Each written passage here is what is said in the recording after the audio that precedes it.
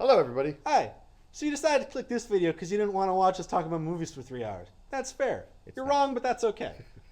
I understand that not everyone wants to see Eric and I bicker all day. So let's just show you the top 10 that we found for 2015 after talking for a long time. Let's go back and forth, and I'll go first. Okay. Number 10 is Creed. Creed is the unexpected sequel to the Rocky movies. That was surprisingly really good. You didn't have to watch and know the Rocky movies to kind of respect where it comes from. You just need to know the reverence for them. Just a really solid film. The next one, 9 on our list, is Straight Outta Compton, the historical biopic of the ages of NWA and how they became a cultural phenomenon.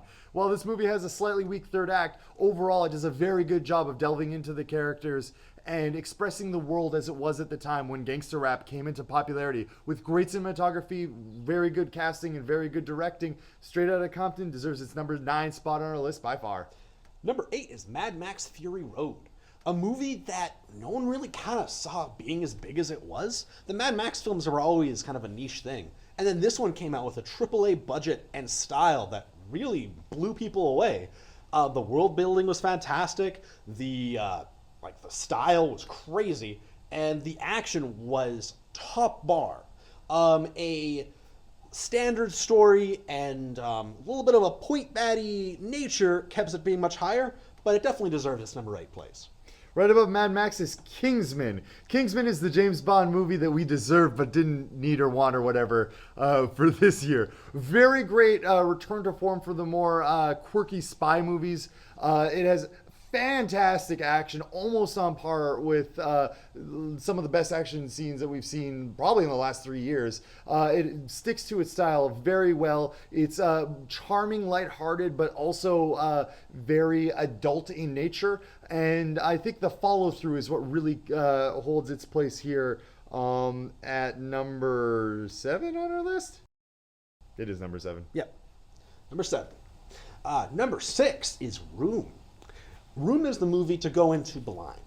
It is about a child and a mother and their relationship. And I don't really want to say a whole lot more about that. The adventure of learning what this film is about in the first third is a part of what makes this movie so fun. Fun is the wrong word. Enjoyable. This is a movie that I didn't really expect to enjoy as much as I did. And it's really, really solid. Next up is Spotlight. Much like Room in a lot of ways, Spotlight had the potential to be a very boring, very in-your-face movie, and instead it goes for subtlety and realism as its anchors. Spotlight is the movie of the Boston Globe's takedown of the child molestation that was rampant and still is in the Catholic Church. It features a pretty strong cast with Michael Keaton, Rachel McAdams, Mark Ruffalo, and I'm sure other people. It does a very good job of helping you empathize with the situation without trying to force you to live it through visual means. Inside Out is number 4. Inside Out was the Pixar movie about emotions. So it's literally the inside of people and how they are made up of emotions and how they kind of run your body. And that concept by itself is awesome. The delivery of it is entirely adequate and very well done, and it just does the Pixar thing of making kind of an animated kids movie that everyone can enjoy. Our number 3 pick of the year was It Follows. It Follows was the unexpected, for Gray and I at least, horror movie that has a really solid message and a really solid concept. It is about being cursed, and that's about all I want to say about it. It's another one where going in blind is pretty fun. Also going in really, really dark and scary room. It's also not, in a lot of ways, a conventional horror film. It deals with situational horror far more than it does with traditional jump scares or creepy design. Being incredibly atmospheric, sticking very well to its unique concept, and the solid acting for being relatively unknown, while also managing its budget much better than a lot of bigger budget movies this year, is what makes It Follows our number 3 movie of the year. It's easy for horror movies to be grouped into jump scares territory, and this film does a great job of not being that. Number 2 is Star Wars The Force Awakens. So Star Wars number 7 came out, and all it had to be was better than the prequels. And man, it took that challenge on. It ended up being one of the best, being able to easily be levied against the original trilogy, while still bringing a lot to the table, introducing us to the new world, and functioning really nicely as an introduction to this new set of Star Wars films. If you haven't seen it yet, it's time. Like, if you like the Star Wars movies, you can keep going. If you haven't seen them, this is a really good one to step onto. They did it. Our number one pick this year is also Star Wars The Force Awakens.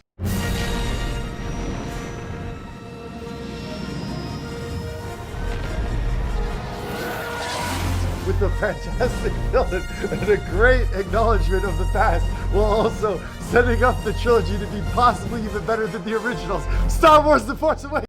Ex Machina is our number one movie of the year, and we could say what the movie does well, and the thing is, it just does everything very well, and that's why it's number one. There aren't any egregious flaws with it. The character work is really well done. The cinematography is really well done.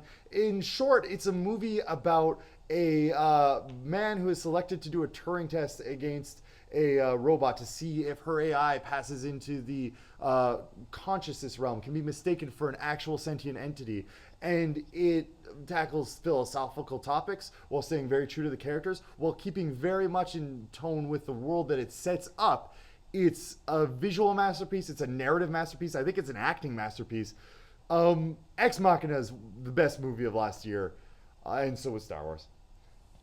Thank you for watching this. And if you're interested in how we got to this conclusion, please watch our at least 5-hour-long video of Gray and I discussing these movies and their merits, linked here at the bottom. Either here in the bottom as in right below my finger, or even more in the bottom as in like the comments or the description. Oh yeah.